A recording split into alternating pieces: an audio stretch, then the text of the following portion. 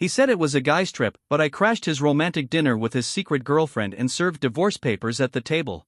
About 8 months ago, my husband Eric lost his job, and ever since then, it's been nothing short of exhausting mentally, emotionally, and definitely financially. I've been the one paying all the bills while he claims he's out there looking for a new job. And I say claims, because at this point, I have no idea what he's actually been doing with his time.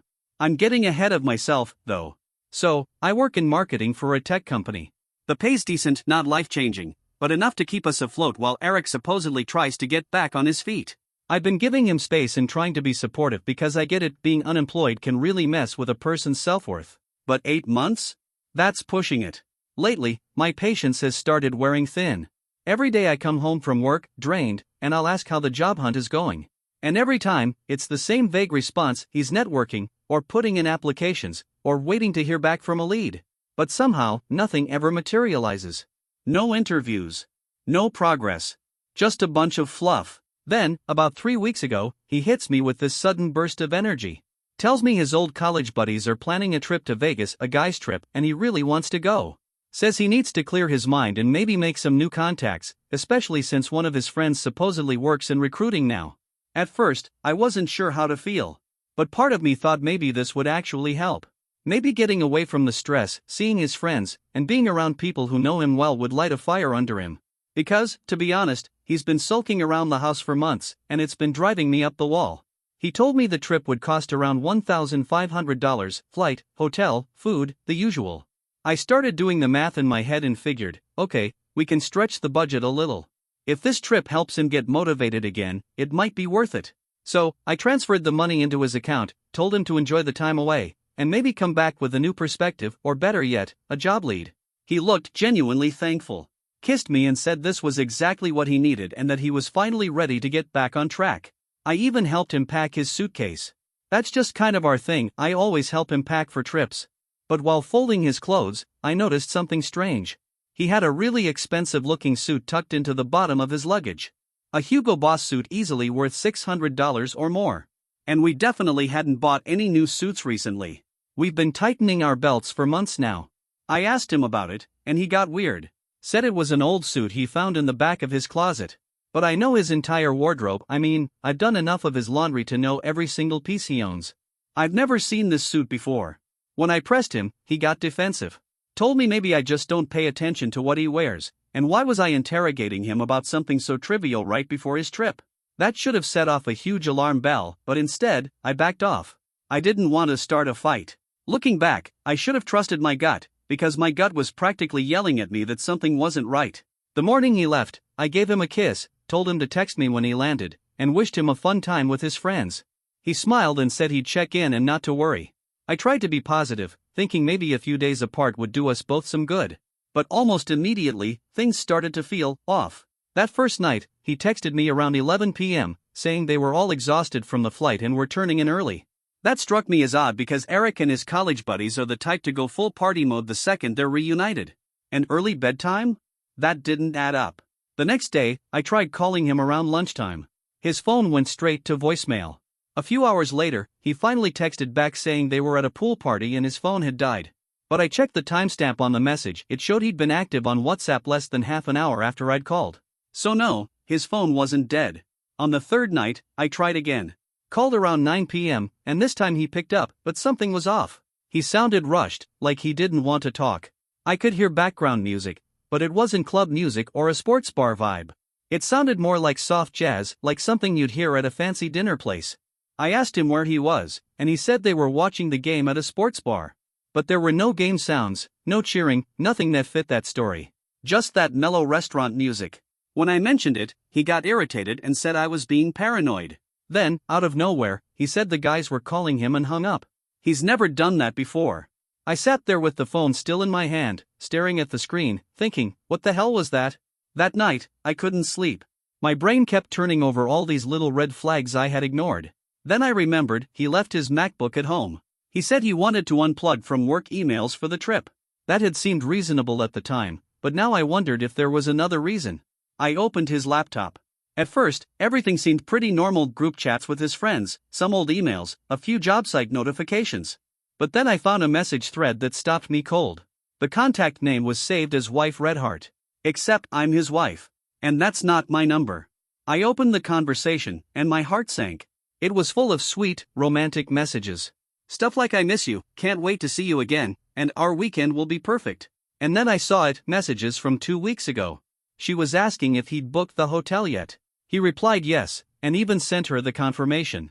She was going on about how excited she was, how she'd bought new lingerie for the trip. Then came the part that made my stomach flip. She started complaining about me, saying how she felt bad that he had to deal with my constant nagging about money and work.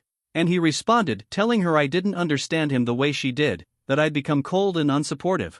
They were talking about me like I was some miserable ex-wife, not the actual wife who's been working non-stop and footing the bill for everything. As I kept reading, the story unfolded. They met on OnlyFans. She was a content creator, he was a subscriber, and somehow it turned into this emotional affair. Now she thinks he's going to leave me for her. And guess what? That Vegas trip I paid for? It wasn't with his college buddies. He took her to a freaking luxury suite at the Bellagio.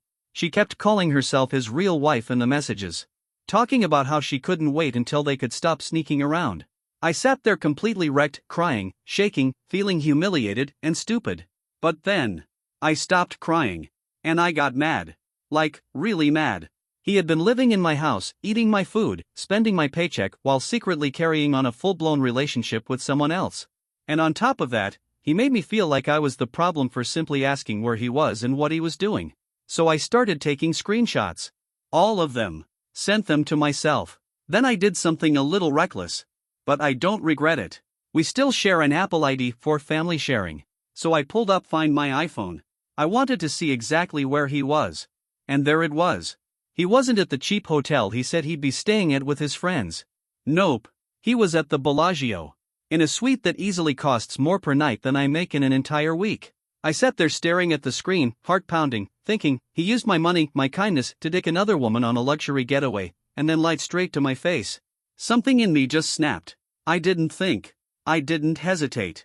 I booked a flight to Vegas for the very next morning, acting purely on instinct. I wasn't about to sit back and cry into a pillow while my husband used my money to play honeymoon with some woman he met on OnlyFans. And I definitely wasn't going to let him walk away from this like some innocent victim in a quiet, clean divorce. No. If he wanted to light our marriage on fire, then I was more than happy to burn down the fantasy he'd built around it. Maybe it's petty, maybe it's vengeful, but I'd stopped caring. He destroyed what we had. Now he was going to feel it. That flight to Vegas felt like the longest 3 hours of my life. I kept refreshing his location over and over again on Find My iPhone, taking screenshots along the way. I wanted proof of where he was, what he was doing, how he was moving around the hotel. Based on the patterns, he was clearly lounging by the pool during the day, hitting up restaurants, probably enjoying spa time all on my dime. I landed around 4 p.m., grabbed an Uber, and headed straight to the Bellagio. I planted myself in the lobby, nerves buzzing, just watching his location bounce around the resort while I figured out my next move. Around 7 p.m., it finally showed him checked in at some upscale restaurant inside the hotel. I walked right up to the hostess stand, took a breath, and told her I was joining my husband for dinner, gave her his full name. She looked down at her screen and said, "Oh yes, Mr. and Mrs., his last name, right this way." That hit me like a punch. This woman, his little secret, was using my last name like she'd already replaced me. I smiled politely and said, "Yes, please seat me with them." She led me through the dining room, and that's when I saw them, before they even noticed me. They were tucked into a romantic little corner booth, soft candlelight flickering, glasses of red wine in hand. She was wearing a red dress like she was headed to a movie premiere, and he was decked out in that expensive Hugo Boss suit I found hidden in his suitcase. They were holding hands, laughing, looking like a picture-perfect couple. Except he was my husband, and he was spending my money. I walked right up to the table and, without missing a beat, said, "Hi, honey. Sorry I'm late." I will never forget the look on his face. Pure panic. Like he'd seen a ghost in his worst nightmare at the exact same time. He froze. She looked completely thrown, blinking at me like I'd just spoken in another language. Then she turned to him and asked, "Who is she?" That's when I smiled and introduced myself. "I'm his wife," I said calmly. Her face drained of all color. And I watched as her eyes darted back to him, waiting for him to explain. He started stammering like a kid caught with a stolen candy bar. "It's not what it looks like," he mumbled, the most ridiculous line imaginable, considering he was quite literally on a candlelit date with another woman while pretending to be on a guy's trip with college buddies. She immediately tried to play innocent, claimed she had no idea he was married, acted completely blindsided. I didn't even bother arguing. I pulled out my phone and showed her screenshots, messages where she called herself his wife, called me the other woman, and gushed about how excited she was to finally be with him. She shut up fast. By this point, we were drawing attention. People at nearby tables were watching, whispering. Eric kept trying to get me to sit down and talk things over quietly, like I was just going to sweep all of this under the table. But I was done with being quiet. I said loud enough for half the restaurant to hear, "You want to talk? Here's something to talk about. You've been cheating on me for months, living in my house, eating my food, and using my money to take your little online girlfriend on a romantic vacation. You told me you were out looking for jobs. You told her I was bitter and unsupportive. You lied to both of us." He tried to hush me, begged me to calm down. "Big mistake. Don't tell me to calm down," I snapped. "You don't get to blow up our marriage and then ask for quiet. You want calm? You should have kept your pants on." The girlfriend tried to chime in again, still clinging to this story that he told her we were separated and our marriage was over. I laughed out loud and asked, if our marriage was so over, why was he still living in our house? Sleeping in my bed? Taking my money for this trip? She didn't have an answer. The restaurant manager finally walked over, asking if everything was okay. I looked him straight in the eye and said, "No, it's absolutely not okay.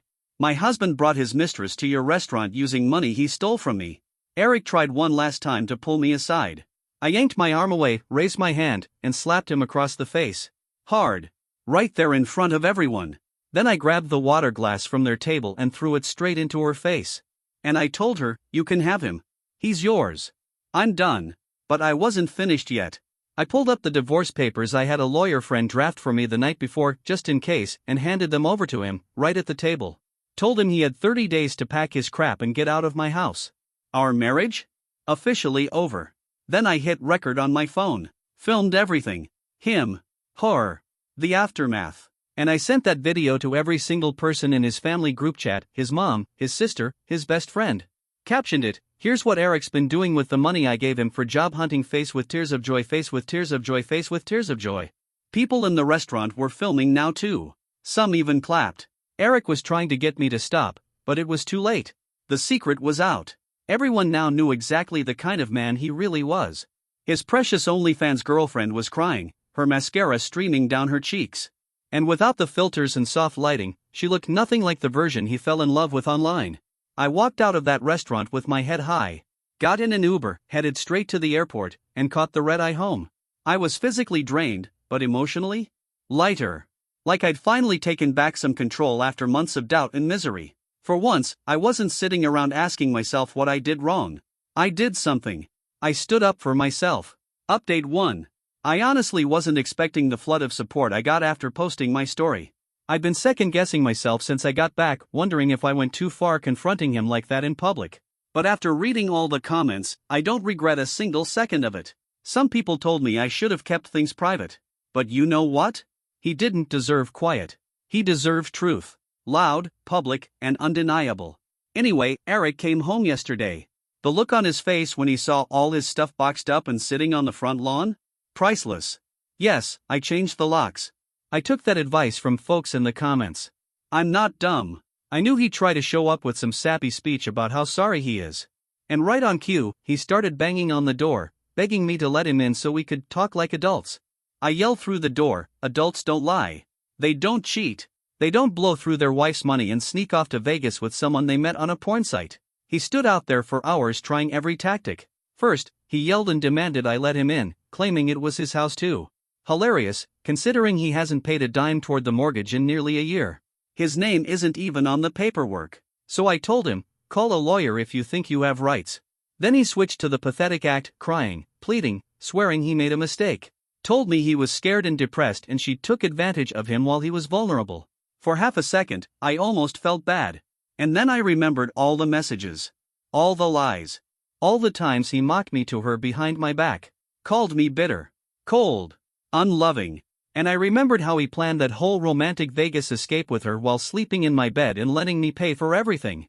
And just like that, any sympathy I had vanished. He tried one last time to talk his way out of it, told me it wasn't serious, said it was just a fantasy, something stupid that got out of control. But I'd already read the messages. These weren't harmless flirty texts. They were planning a future together. She was talking about how she couldn't wait for him to leave me. So, no, he didn't get to play that "it didn't mean anything" card. I'd seen too much to believe that. I told him, through the locked front door, that I had already filed for divorce. That he needed to figure out where he was going to stay next, because he wasn't welcome in this house anymore. That chapter of my life was over. He started crying harder, full on sobbing, saying he'd cut ties with her, delete his OnlyFans account, go to therapy, anything I wanted. But he was too late. He'd had months to come clean. Months to change course. And now, the door, literally and figuratively, was shut. He begged me just to let him come in to grab some clothes. Normally, I might have, because I'm not a monster, but I told him everything he needed was already packed and waiting for him outside on the lawn. By around 10 p.m., he finally gave up and called his brother to come pick him up. I watched from my bedroom window as they carried box after box into the back of a pickup. He kept glancing up at the house like he expected me to come running out and forgive him. Like he was waiting for the old version of me, the one who always gave him the benefit of the doubt. But she doesn't live here anymore. I didn't budge. I'd spent years prioritizing his comfort over my own. And for what? Just because someone says I'm sorry doesn't mean you owe them forgiveness.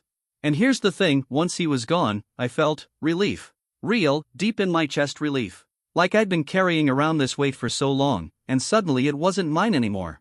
Truth is, I'd been unhappy a lot longer than I wanted to admit. I just kept telling myself that if I tried harder, if I was more supportive, if I held on a little longer, things would get better. But they didn't. And they weren't going to. Some people asked if I felt bad for humiliating her too. And honestly? No, not really. She knew he was married. She helped spend my money. She called me the other woman. She wasn't tricked, she made her choice. And choices come with consequences. Maybe next time, she'll ask more questions before jumping into someone else's marriage. Tomorrow, I'm meeting with my lawyer to officially separate our finances. I've already locked down all my passwords, removed his access from my accounts, canceled our shared credit cards. It's amazing how fast you can take control of your life once you stop making excuses for someone else's bad behavior. Honestly, I wish I'd done this months ago instead of gaslighting myself into thinking I was overreacting. Thanks again to everyone who supported me here. You have no idea how much it meant just knowing I wasn't crazy. That I didn't deserve to be treated this way. Final update, or so I thought. Okay. I know I said I was done updating, but something happened today and I have to share it because it's so unbelievably ridiculous I almost want to laugh. Except, it's also kind of pathetic. So this morning, I'm at work, minding my business, getting into a good workflow when my phone rings. It's a number I don't recognize. I let it go to voicemail, but curiosity gets the better of me and I pick up the second time it rings. It's her. Eric's little OnlyFans fantasy girl. Her real name, apparently, is Mary. And she's sobbing. She says she really needs to talk to me, that it's important. I'm thinking, what could this woman possibly want from me? She launches into this whole sad story about how Eric blocked her on everything: phone, social media, all of it. She says she's heartbroken and confused because she truly thought they had a future together. He told her he was going to leave me. Promised they'd start a life together. She even quit her day job because he told her he'd support her. Now she's stuck in a new city, with no job and no money, and apparently no clue what happened. I'm sitting there like, is this really happening? This woman, who helped destroy my marriage, is now calling me to complain that my ex-husband ghosted her. She admits she knows I probably hate her, good guess, but says she wanted me to know that he was the one who pursued her. That he claimed our marriage was already over. She genuinely believed he was just waiting for the right time to make it official. And then she drops the real reason she called: she wants me to talk to Eric. She asks if I could maybe convince him to unblock her. Give their relationship another shot. I'm dead silent for a moment.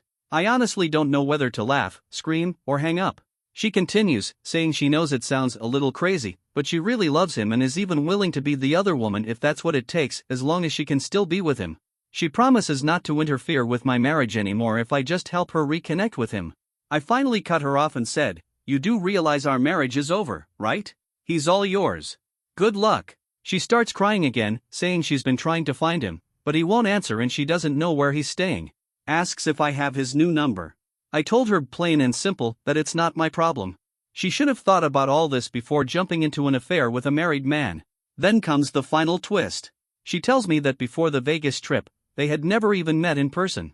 Not once. Their entire relationship was online, through DMs, paid messages, and FaceTime calls. She actually packed up her life and moved across the country based on a fantasy he sold her through a screen. And now she's jobless, stuck in a new place, and completely abandoned by the man she thought was her future. I told her what she needed to hear, that Eric is a liar. That he says whatever people want to hear, and she wasn't the first or last to fall for it. And maybe next time, she'll steer clear of men who are clearly lying about their lives. She asked one last time if there was anything I could do to help her get in touch with him. I said, absolutely not. Then I hung up and blocked her number. And for a moment, I just sat there at my desk thinking about how utterly ridiculous it all was. This woman fell in love with a man she'd never met, quit her job, and moved for him based on filtered photos and half-truths. Meanwhile, Eric is probably realizing his online fantasy girlfriend isn't as fun when she's sobbing and blowing up his phone. And she's figuring out the hard way that the man she thought she loved never existed in the first place. Now I'm moving forward. No more contact. No more drama. Just me, rebuilding a life where I finally come first. It's amazing how much clearer everything becomes when you remove the toxic people from your life and stop making excuses for their nonsense. I wasted so much time on someone who wasn't worth it. Really. Final update. Okay, I swear this is the last one, but I just have to share this because it's too perfect not to. So it's been around 7 months since everything blew up. My divorce is finalized as of last week. I'm officially free of Eric and every lie he came with. I've been throwing myself into my work, and it's paying off. I actually got promoted. Funny how much easier it is to thrive when you're not constantly worrying about what your unemployed husband is doing behind your back. Anyway, I was grocery shopping yesterday when I ran into Eric's sister. We always got along, so I stopped to say hi. She looked kind of uncomfortable, like she wasn't sure whether to bring up the divorce or just make small talk. Then she tells me something that honestly made my entire week. Apparently, Eric is living in his mom's basement. Still jobless. Still a mess. And apparently, that video I sent to the family group chat did some real damage. His mom was so embarrassed that she made him shut down all his social media. She even monitors his internet usage like he's a teenager. She told the whole family that he's not welcome at family events until he gets his life together. His sister said he's been depressed and keeps asking people if they think I'll ever forgive him. They all give him the same answer, no. And here's the cherry on top. Mary, the OnlyFans girlfriend? She's been showing up at his mom's house trying to get him to talk to her. His mom ended up calling the cops on her for harassment. She's also been flooding their family Facebook with comments, begging them to convince Eric to give her another chance. She's even sending friend requests to his relatives, trying to figure out where he is. And every time he gets close to landing a job, something falls through. His sister suspects it's because employers Google him and find all the public drama she's been posting online about their failed relationship. He's even talking about moving to another state to start fresh, but he's broke and can't afford it. So for now, he's stuck. Living at home. No job. No girlfriend. No dignity. And me? I'm good. Better than good. Life really does get brighter when you stop carrying dead weight. Thanks again to everyone who stood by me through this insanity. You reminded me I wasn't crazy. That I didn't deserve the betrayal. And most importantly, you gave me the strength to stop settling for less. I've moved on. I'm thriving. As for Eric and Mary? Well, they got what they wanted. Each other. Let them figure it out.